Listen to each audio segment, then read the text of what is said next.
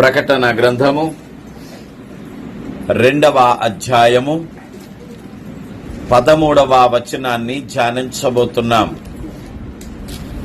ప్రకటన గ్రంథము 2వ అధ్యాయము 13వ వచనములో రాయబడినటువంటి మాట, సాతాను సింహాసనమున్న స్థలములో నీవు కాపురమున్నావని నేనెరుగుదును, మరియు సాతాను కాపురమున్న ఆ స్థలములో నా యందు విశ్వాసి అయ్యుండి నన్ను గూర్చి సాక్షి అయిన అంతిప యనువాడు మీ మధ్యను చంపబడిన దినములలో నీవు నా నామము గట్టిగా చేపట్టి నా యందలి విశ్వాసమును విసర్జింపలేదని నేనెరుగుదును. ప్రియమైన దేవుని పిల్లలారా, ఈ 9వ దినపు కూడికకు వీలు చేసుకొని విచ్చేసినటువంటి మీ అందరికీ కూడా దేవుని నామాన వందనాలు. మరొకసారి శుభములను ప్రకటించుచున్నాను. ఎవడు నా యందు విశ్వాసముంచునో అంటున్నాడు ప్రభువు. ఎవడు నా మాటలు గైకొనునో అంటున్నాడు ప్రభువు. ఎవడు నన్ను వెంబడించునో అంటున్నాడు ప్రభువు. ఈ విధమైనటువంటి మంచి లక్షణములన్నిటినీ కూడా దేవుడు మనకు అలవర్చగా కలిగి ఉన్న వారిమై ఈ 9వ ఉదయమున మరలా మరొక్కసారి ఆయన పాదముల చెంత చేరి సహవాసముగా కూడుకొని ఆయనను ఆరాధిస్తున్నాం. ప్రకటన గ్రంథములోని సంఘములను ధ్యానిస్తున్నాం. అనుకున్న దానికన్నా అధిక సమయము పడుతోంది. మనం అనుకున్నటువంటి వాటికన్నా కూడా దేవుని యొక్క నడిపింపు మేలుకరముగాను ఆశీర్వాదకరముగాను ఉంది. మనమైతే ప్రకటన గ్రంథములో ఇంకా చాలా విషయాలు ధ్యానించాలని చెప్పి అనుకున్నాము గాని సంఘములలో ఇంకా 3వ సంఘము దగ్గరే మనం ఉన్నాం. మొదటి సంఘముగా ప్రేమను విడిచిపెట్టిన ఎఫెసీ సంఘమును గురించి ధ్యానించాం. ఎన్నో మంచి లక్షణాలున్నాయి, చెప్పుకోదగినటువంటి మాదిరికరమైన లక్షణాలున్నాయి. కానీ ఒక లోపము ఆ సంఘములో ఇంకా ఉంది. వారి క్రియలు చాలా వరకు మంచివిగా ఉన్నాయి. వారు చేస్తున్నటువంటి పనులు చాలా వరకు మంచివిగా ఉన్నాయి. కానీ ప్రతి సంఘములో ఉండులాగునే, ప్రతి విశ్వాసిలో ఉండులాగునే, ప్రతి మనిషిలో ఉండులాగునే సంపూర్ణత్వము అనేటువంటిది కనిపించటం లేదు. 2వ సంఘముగా శ్రమల సంఘము అయినటువంటి స్ముర్నను గురించి ధ్యానించాం. భయంకరమైనటువంటి ఇరుకు పరిస్థితులలో, చాలా చాలా ఇబ్బందికరమైన పరిస్థితులలో నేను శ్రమ పడుతున్నాను, నేను దరిద్రుడను అని అనుకుంటున్నటువంటి పరిస్థితులలో స్ముర్ణ సంఘమును గురించి ప్రభువు మాట్లాడాడు. చాలా వరకు నీవు సంపూర్ణముగా ఉన్నావు. నీలో చెప్పుకోదగినటువంటి లోపాలు ఏమీ లేవు. చెప్పాల్సి వస్తే ఒకటే మాట, నీ శ్రమయే నీ ధన్యత.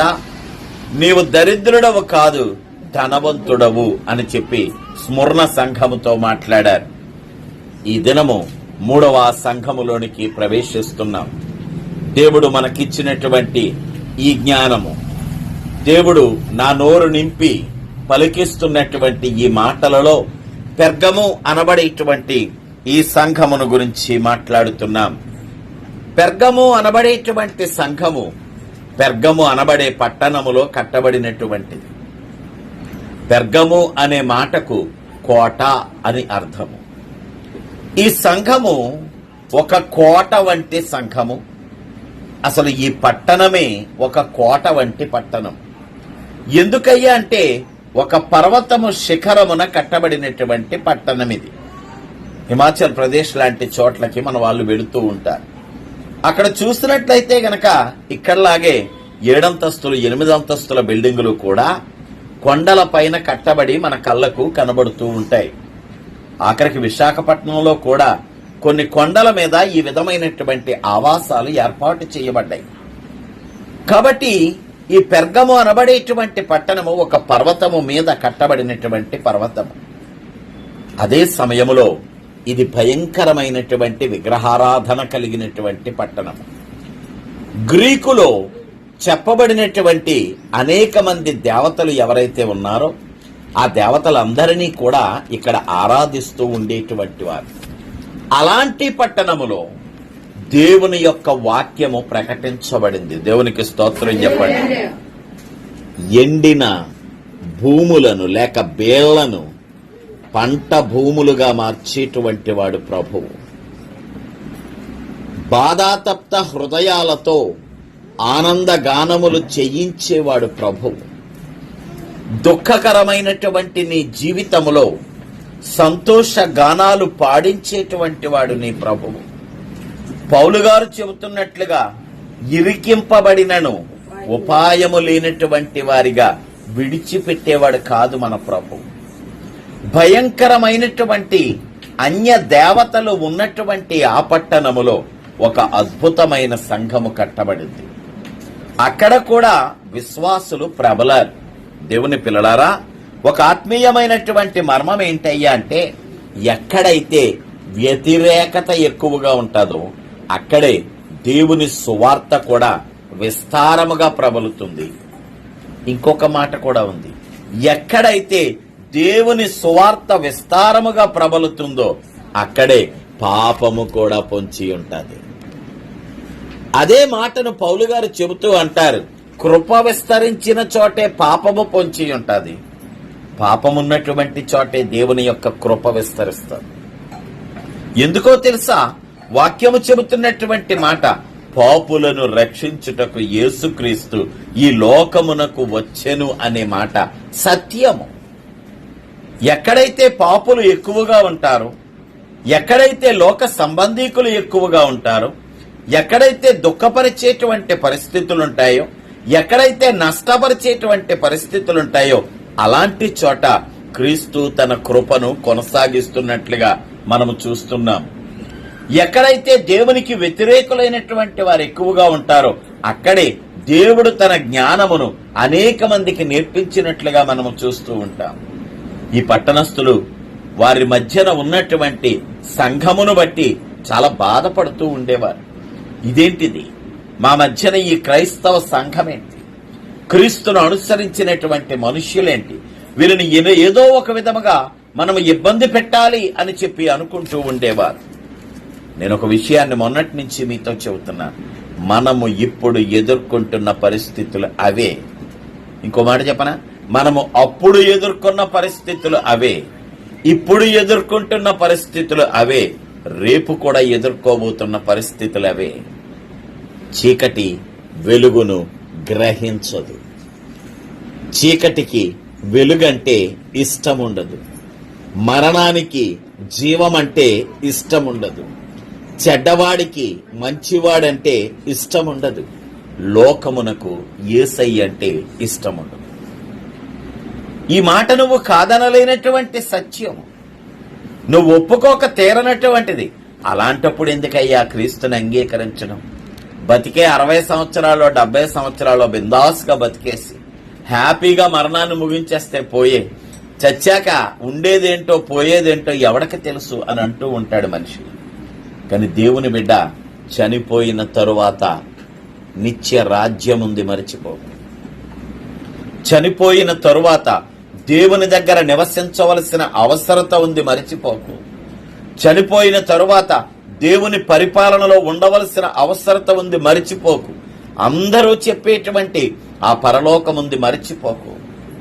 నీ వ్యర్థమైన జ్ఞానము చేత బుద్ధిహీనుడవని అనిపించుకోవడానికి దేవుడు లేడని నీ మనస్సులో అనుకొని లోకమే శాశ్వతమని, క్షణికపు భోగాలైనటువంటి ఈ లోకములో ఉండే సంతోషాలే శాశ్వతమని ఎంచుకున్నట్లయితే గనక నీకన్నా వెర్రివాడు ఇంకెవడూ లేడు. ప్రభు నిన్నిక్కడక పిలవడానికి లేక పంపడానికి ఒక ప్రత్యేకమైన కారణం ఉంది. దేవుడు నిన్ను ఏర్పాటు చేసుకోవడానికి ఒక ప్రత్యేకమైన కారణం ఉంది. దేవుడు నిన్ను ప్రేమించడానికి ఒక ప్రత్యేకమైన కారణం ఉంది. దేవుని ప్రేమ నీయందు మాత్రమే ప్రకటించబడడానికి ప్రత్యేక కారణం ఉంది. ఉద్యోగాలు ఎంతమందికి అక్కర్లే? కోట్లాది మంది ఉద్యోగాలు కోరుకుంటున్నారు, కానీ కొద్ది మందే ఉద్యోగాలలో ప్రవేశిస్తారు. క్రైస్తవులుగా పిలువబడినటువంటి వారు, ఆ మాటకొస్తే ఏర్పరచబడినటువంటి వారు కూడా కొద్ది మందే. ఎందుకయ్యా అంటే వారి ద్వారా దేవుడు తన ప్రేమను ప్రకటిస్తున్నాడు. నిన్ను పిలుచుకున్నాడు ప్రభు. వాక్యం అంటోంది, నీవు పిలువబడిన పిలుపునకు తగినట్లుగా జీవించు. నీకు ఇష్టం వచ్చినట్టుగా జీవించకు. నా మనసుకు నచ్చినట్టుగా నేను జీవిస్తాను, నా శరీరమును సంతోషపరిచేలాగా జీవిస్తాను, లేదా నాకు ఆనందము కలిగేలాగా జీవిస్తానని అనుకుంటున్నావేమో. నిజమైన ఆనందము దేవుని యందున్నదే తప్ప లోకములో లేదయ్యా. నిజమైన ఆనందాన్ని దేవుడివ్వాలి తప్ప మనుష్యులెవరూ నీకు ఇవ్వలేరయ్యా. నిజమైనటువంటి ఆనందము దేవుని చేత కలగాలి తప్ప నువ్వు అనుకుంటున్న క్రియల వల్ల కలగదు. దేవుని బిడ్డ, దేవుడు ఏర్పాటు చేసుకోవడానికి గల కారణం అది. అంత భయంకరమైనటువంటి ఆ పట్టణములో ఒక సంఘం ఉంది. ఆ సంఘము అక్కడ శ్రమలను ఎదుర్కొంటోంది, ఇరుకులను ఎదుర్కొంటోంది. ప్రభు అంటున్నాడు అక్కడ సాతాను నివాసమున్న చోట, సాతాను సింహాసనమున్న చోట. నిన్న స్మరణ సంఘమును గురించి మాట్లాడుతూ ఒక మాట అంటాడు, సాతాను సమాజము అని అంటాడు. సాతాను సమాజం. సాతాను లూసిఫర్ గాడు పరలోకంలో నుంచి పడేటప్పుడు వాడితో పాటు కొంతమంది దూతలను కూడా లోకంలోకి తీసుకొచ్చాడంటాడు. అవన్నీ సాతాను దూతలు. ఇక్కడ కూడా అలాంటి సాతాను దూతలు బోల్డ్ ఉంటాయి. అవన్నీ అక్కడి నుంచి వచ్చి ఇక్కడ సాతాను తరపున పనిచేసేవే. ఇవన్నీ కలిసి సాతాను సమాజము. కానీ పెర్గము సంఘం యొక్క పరిస్థితి ఏంటో తెలుసా? సాతాను యొక్క సింహాసనం అక్కడ ఉంది. భయంకరమైనటువంటి పాపం అక్కడ ఉంది, భయంకరమైనటువంటి ద్వేషం అక్కడ ఉంది, భయంకరమైన క్రియలు అక్కడ ఉన్నాయి. కిందకు వెళ్లే కొద్దీ మనం చదువుతాం, భయంకరమైనటువంటి క్రియలు కనబడుతున్నాయి. అటువంటి చోట ప్రియ విశ్వాసి, ఆ ఆటంకాల్లో, ఆ ఇరుకు పరిస్థితుల్లో, ఆ వేదనల్లో, ఆ ఇబ్బందికరమైన పరిస్థితుల్లో కూడా నీవు నీ విశ్వాసమును విసర్జించలేదు. దేవునికి స్తోత్రం.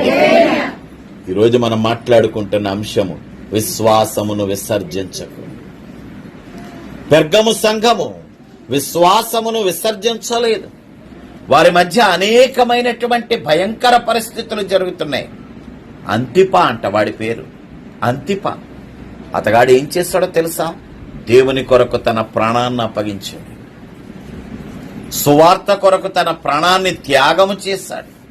ఆ ఊరిలో ఉన్నటువంటి ఒక హతసాక్షి అంతిప. అతని గురించి వాక్యములు ఇంకెక్కడా రాయబడలే. కానీ యేసయ్య ఏమని చెబుతున్నాడో తెలుసా? నా సాక్షి. దేవునికి స్తోత్రం. ఎంత గొప్ప సాక్ష్యం అతగాడిది.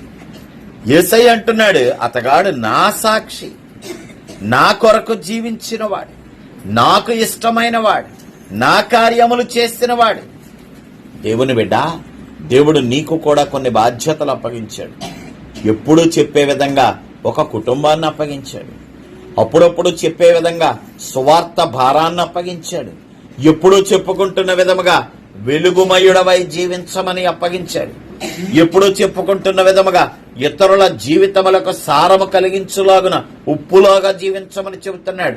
ఎప్పుడూ చెప్పే విధంగా దుఃఖములో ఉన్న వారిని ఆదరించులాగున ప్రేమ కలిగి జీవించమంటున్నాడు. ఎప్పుడూ చెప్పే విధముగా నీ కుటుంబమునకు లేదా నీ గ్రామమునకు లేదా నీ సమాజమునకు ఆశీర్వాద కారణముగా జీవించమంటున్నాడు. నీకు అప్పగించిన పనిని నీవు సక్రమంగా నిర్వర్తించినప్పుడు ప్రభు నిన్ను గూర్చి కూడా అంటాడు, నాకు ఇష్టమైనటువంటి వాడు. మోషేని గురించి అంటున్నాడు, నా హృదయానుసారుడు. దావీదును గురించి అంటున్నాడు, అబ్రహామును గురించి అంటున్నాడు. వీళ్ళందరూ నా వాళ్ళు, నా వాళ్ళు. ప్రియ విశ్వాసి, నీ గురించి కూడా అంటానంటున్నాడు ప్రభు. వాళ్ళ గురించి అనేసాడండి, నాలో ఏమున్నాయని. నీలో ఏమున్నాయో నీ పరలోకపు తండ్రికి తెలుసు. ఎఫెసీ సంఘాన్ని మరలా జ్ఞాపకం చేస్తున్నాను. వారిలో ఎలాంటి క్రియలున్నాయో పరలోకపు తండ్రికి తెలుసు. వారు ఎంత కష్టపడ్డారో పరలోకపు తండ్రికి తెలుసు. వారు ఏ విధమైన సహనమును కలిగి ఉన్నారో పరలోకపు తండ్రికి తెలుసు. స్మరణ సంఘమును గురించి ప్రభువు మాట్లాడుతున్నాడు, నీ శ్రమన నేను ఎరుగుదును, నీ దరిద్రతను నేను ఎరుగుదును. ఈ రోజు నీ పేరు పెట్టి నిన్ను పిలిచి నీతో అంటున్నాడు, నీ గురించి సమస్తము నేను ఎరుగుతున్నాను. నువ్వెక్కడున్నావు, నువ్వేం చేస్తున్నావు, నీ హృదయంలో ఉన్న వేదనేంటి, అది ముఖంలో కనబడుతున్నా కూడా ఒక నవ్వు ముఖంలో పెట్టుకొని దాచుకుంటున్నావు చూసావు, అది కూడా నీ పరమ తండ్రికి తెలుసు. నువ్వు దేనిని గురించి భయపడుతున్నావో నీ పరమ తండ్రికి తెలుసు. నువ్వు దేనిని బట్టి నీ ముఖమును చిన్నబుచ్చుకున్నావో. కయ్యను ముఖాన్ని చిన్నబుచ్చుకున్నాడు. ప్రభు అడుగుతున్నాడు, ఏమయ్యా ముఖం చిన్నబుచ్చుకున్నావే, నీ ముఖం ఎందుకు అలా పెట్టుకున్నావు? ఈరోజు ప్రభు అడుగుతున్నాడు, ఏమి నాన్న నీ హృదయంలో ఉన్న వేదన నాకు తెలియదు అనుకుంటున్నావా? నీలో ఉన్న బెంగ నాకు తెలియదు అనుకుంటున్నావా? నువ్వు దేని గురించి అయితే భయపడుతున్నావో నాకు తెలియదు అనుకుంటున్నావా? ముఖము చిన్నబుచ్చుకుని ఉండొద్దు, నేను నీ ముఖమును తేటపరచుదని అంటున్నాడు. ముఖం తేటపడాలంటే హృదయంలో ఉన్న బెంగ పోవాలి, హృదయంలో ఉన్న బాధ పోవాలి, నీ మార్గములు సరళము చేయబడాలి, నీకు వెలుగు కనిపించాలి. ప్రభు అంటున్నాడు, అన్ని కార్యాలు నేను చేస్తాను, ఆనందించుడు. మరల చెప్పుదును, ఆనందించుడి. పెర్గము సంఘము వారు ఇరుకు పరిస్థితులలో వారి విశ్వాసమును విసర్జించలేదు. ఎంత మంచి మాట. ప్రేమను వదిలేసిన సంఘాన్ని గురించి చూశాం, శ్రమలను హక్కును చేర్చుకున్న సంఘమును చూశాం. అదే సమయంలో ఇక్కడ మనం ఎవరిని గురించి చూస్తున్నామయ్యా అంటే విశ్వాసమును విసర్జించని వారిని గురించి చూస్తున్నాం. విశ్వాసము, దేవుడు నన్ను ప్రేమిస్తున్నాడనే విశ్వాసం, దేవుడు నా కార్యములు చక్కబరుస్తాడనే విశ్వాసం, దేవుడు తన హస్తమును నాకు తోడుగా ఉంచుతాడనే విశ్వాసం, నా ప్రార్థన ఆలకిస్తాడనే విశ్వాసం, నా ప్రార్థనకు సమాధానం ఇస్తాడనే విశ్వాసం, నాతో నిత్యము నిలిచి ఉంటుంది దేవుని కృపానబడే విశ్వాసం. భయంకర వాతావరణంలో యేసయ్య నేల మీద నడుచుకుంటూ వచ్చేస్తున్నాడు. మనందరికీ తెలిసిన సులువైనటువంటి ఒక సంఘటన. భయంకర వాతావరణంలో యేసయ్య నేల మీద నడుచుకుంటూ వచ్చేస్తున్నాడు. శిష్యులందరూ చూశారు, వారి కన్నులు భయంకరమైన వాతావరణాన్ని చూస్తున్నాయి. వారి హృదయంలో భయము నిండి ఉంది తప్ప మేము యేసుని శిష్యులము అనే నమ్మిక వారికి ఇంకా లేదు. ఈ మాట నేను ఎందుకు చెబుతున్నాను అర్థమవుతుందా? నువ్వు కూడా చాలాసార్లు అలాగే భయపడుతున్నావు. నేను దేవుని మనిషిని అని నువ్వు అనుకోలేకపోతున్నావు, నేను యేసయ్య మనిషిని అని నువ్వు అనుకోలేకపోతున్నావు, నా పక్షముగా యేసయ్య ఉన్నాడు అని నువ్వు అనుకోలేకపోతున్నావు ఇంకా. అందుకనే సమస్యను చూడగానే భయపడుతున్నావు. సమస్య అవతల నిలబడి రమ్మని పిలుస్తున్నటువంటి ప్రభువును గుర్తించలేకపోతున్నావు, నీ రక్షకుడిని గుర్తించలేకపోతున్నావు. అతడు అసలు నీ రక్షకుడని గుర్తించలేకపోతున్నావు. శిష్యులు అలాగే అనుకుంటున్నారు, వీడెవడో బాబా, ఇదేదో భూతం, భయంకరమైన తుఫాన్లో ఒక పెద్ద సైతాన్ ఏదో నడుచుకుంటా వచ్చేస్తోంది అనుకుంటున్నారు. యేసయ్య దగ్గరకు వచ్చాడు, నేనేరా నాయనా అన్నాడు. చాలా సంతోషం. ప్రభు నీ దగ్గరకు వచ్చి ఎంత బాధాకరమైన విషయమో గమనించావా? తనను తాను పరిచయం చేసుకోవాల్సి వస్తుంది. నువ్వు గుర్తించడానికి బదులుగా నీ ఉన్నటువంటి దిగులు పరిస్థితుల్లో, నీ ఉన్నటువంటి బెంగ పరిస్థితులలో, నీ ఉన్నటువంటి దుఃఖకరమైన పరిస్థితులలో యేసయ్య తనను తాను పరిచయం చేసుకుంటున్నాడు. నేనమ్మా నీ రక్షకుణ్ణి. ఇద్దరు శిష్యులు ఎమ్మాయి మార్గమున నడుచుకుంటూ వెళ్లిపోతున్నారు. యేసయ్యను సిలువ వేశారు, సమాధిలో పెట్టేశారు. యేసయ్య పునరుద్ధానుడు అయిపోయాడు కూడాను. వీళ్ళిద్దరూ ఎమ్మాయి మార్గమున నడుచుకుంటూ వెళ్లిపోతున్నారు. దారిలో మూడో వ్యక్తి వచ్చాడు. ఏంటయ్యా సంగతులు అని అడిగాడు. వీళ్ళు చెప్పడం మొదలెట్టారు, మీకు తెలియదా? యేసయ్య అని ఒకడు ఉండేవాడు, దేవుని మార్గం అని బోధించేవాడు, అనేక విషయాలు చెప్పేవాడు. ఆ చెప్పిన ఆయన తీసుకెళ్లి సిలువకు అప్పగించేశారు. చనిపోయాడు, సమాధిలో పెట్టారు. ఈ రోజు పొద్దున సమాధి దగ్గరికి వెళ్లారు గాని శవం దొరకలేదు. ఇదే చెప్తున్నారు వాళ్ళు. ఇందులో ఎక్కడైనా నిరీక్షణ కలిగించే మాట ఉందండి? అసలు సిలువేయడం అనేటువంటి శ్రమకు సంబంధించింది, సమాధిలో పెట్టడం అనేది బాధకు సంబంధించింది, సమాధిలో శవం కనబడలేదనేటువంటిది అంటే వారి హృదయంలో ఏముందయ్యా అంటే బాధ ఉంది, దిగులు ఉంది, అవిశ్వాసం ఉంది, నానా నిరీక్షణ లేదు.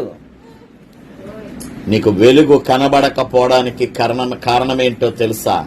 నీ మనస్సులో దిగులే ఉంది. నువ్వింకా సమస్య గురించి ఆలోచిస్తున్నావు. సమస్యను పరిష్కరించగలిగిన దేవుడు నీ పక్షమున ఉన్నాడని చూడలేకపోతున్నావు. ఆ ఇద్దరు కూడా సమస్యను గురించే మాట్లాడుతున్నారు. సిలువేశారండి, చంపేశారండి, సమాధిలో పెట్టేశారండి, సమాధిలో వెతికామండి, పార్థివ దేహం ఎక్కడా దొరకలేదండి. అతను మాట్లాడుతూ ఆ సాయంకాలపు వేళ, రాత్రి వేళ వాళ్ళ ఇంట్లోకి వెళ్ళాడు.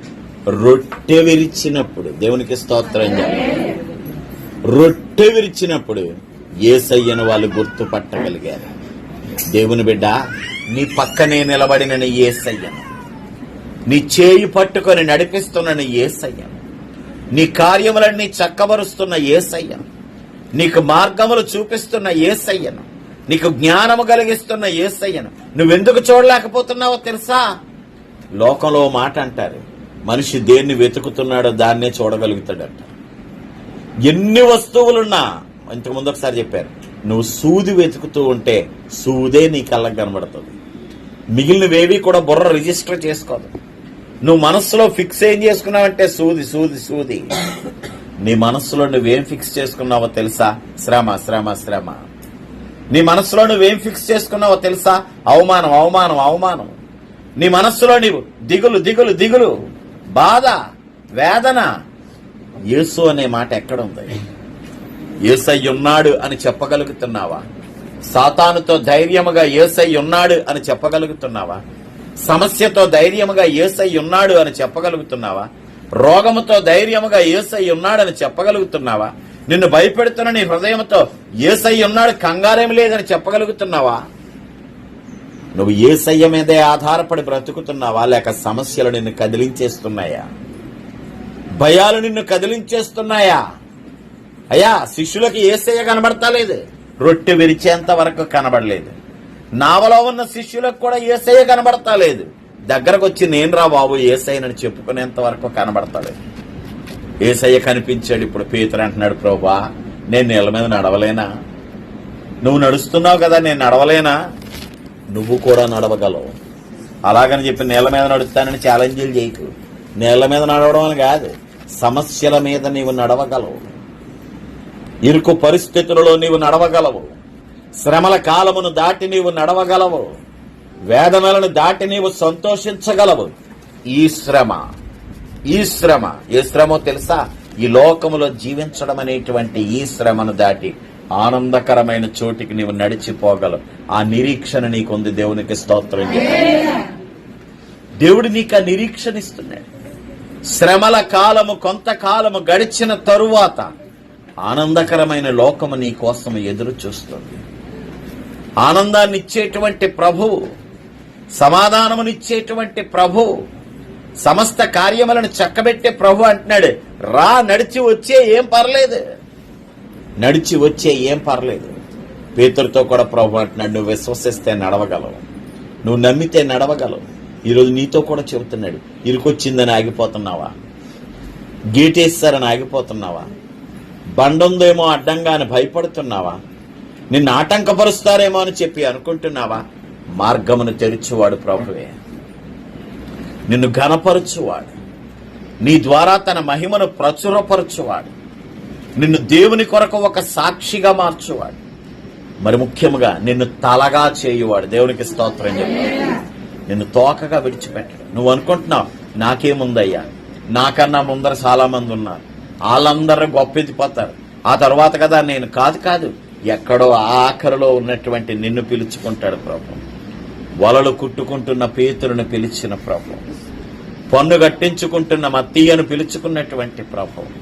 అయ్యా, ఎన్నిక లేకుండా జీవిస్తున్నటువంటి సమరయ స్త్రీ, లోకము చేత తిరస్కరించబడిన పాపమునందు పట్టబడిన స్త్రీ, వీళ్ళందరినీ పిలుచుకున్న ప్రభు నిన్నెందుకు పిలుచుకోడనుకుంటున్నావు? ప్రభు అంటున్నాడు, నీ కోసం నేనున్నాను. దేవునికి స్తోత్రం చెప్పాడు. ఇక్కడ ఉన్న అందరి కోసం కాదు, నీ కోసమే నేనున్నాను. ప్రత్యేకంగా నీ చెవిలో చెబుతున్నాడు ఈ మాట. నీకు నేనున్నాను కదా, ఎందుకు భయపడుతున్నావు? నిన్న స్మరణ సంఘంతో చెబుతున్నాడు, భయపడకో.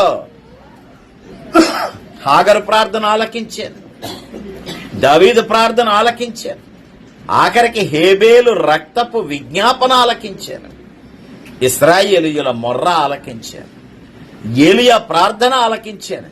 నీ ప్రార్థన ఆలకించనా? గొడవైపుకు తిరిగి కన్నీరు కార్చిన హిజ్కియా ప్రార్థన ఆలకించాను. నీ ప్రార్థన ఆలకించనా? నీ పరమ తండ్రి నీతో చెబుతున్నాడు, నువ్వు భయపడక, నేనున్నాను, నువ్వు భయపడక. ఎందుకంటే నేనున్నానని నువ్వు అంటున్నావు కాబట్టి. అదే ప్రశ్న ఈరోజు. నువ్వు అంటున్నావా నిజంగా? నా కొరకు నా యేసయ్య ఉన్నాడండి, నేను భయపడినండి అంటున్నావా? అసలు లేదా నాకు తెల్ల రేషన్ కార్డు ఉందని పర్లేదు అంటున్నావా? నీకు తెల్ల రేషన్ కార్డు లేకపోతే, అన్యాయంగా ఆ ఆరోగ్యశ్రీ కార్డు నీ దగ్గర నుంచి తీసేస్తే నీకు రోగమే రాదు. నీకు రోగమే రాదు. అందరికీ 590 మార్కులకి సీట్ వస్తుందేమో. ప్రార్థన నీకు సహకారముగా ఉంటే 430 మార్కులకే నీకు సీట్ వస్తుంది. దేవునికి స్తోత్రం. అసలు నీకు రోగము రాదు. అప్పు తీర్చే మార్గము లేకపోతే నువ్వు అప్పు చెయ్యాల్సిన అవసరత లేదు. ఈ మాట నేను చెబుతలేదు. నీవు సహించలేనంత శోధన నీకు ఎప్పుడు కూడా నేను ఇవ్వనని ప్రభు చెప్పడలేదండి. నువ్వు సహించలేనంత శోధన నీకెప్పుడు కూడా నేను కలిగించనంటున్నాడు. మరి దేనిని గురించి భయపడుతున్నావు? దేనిని గురించి దిగులు పడుతున్నావు? నడవాలనుకున్నప్పుడు ధైర్యంగా నడిచేయి. పేతురుతో ప్రభు అంటున్నాను, నడిచేయి.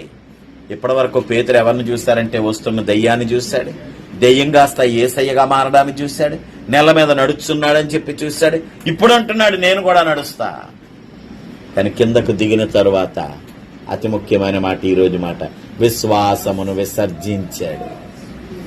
విశ్వాసమును విసర్జించకు. తుఫాను వచ్చినా విశ్వాసమును విసర్జించకు. గాలి వచ్చినా విశ్వాసమును విసర్జించకు. గొలియాతు వచ్చిన విశ్వాసమును విసర్జించకు. ఎరికో గోడలు అడ్డంగా కట్టేసిన విశ్వాసమును విసర్జించకు.